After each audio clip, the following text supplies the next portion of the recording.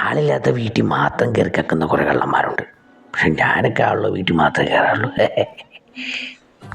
അതെന്താ ആളില്ലാത്ത വീട്ടിൽ കയറാത്ത? അതിനകത്ത് തന്നെ സാറേ ഒരു രസമുള്ളേ. ചിലപ്പോൾ ഇത് കാശിന് മാത്രമുള്ള പണിയില്ല, ഒരു തുട്ടി വേണ്ടേ. കാശും പെട്ടോ അലമാരി വെച്ച് പൂട്ടിയിട്ട് മനുഷ്യൻ്റെ ഒരു ഉറക്കമാണ് ഭൂതം നിധിയാക്കുന്ന പോലെ. എനിക്കത് കാണുമ്പോൾ ഇങ്ങനെ തരിപ്പൂര് സാറേ.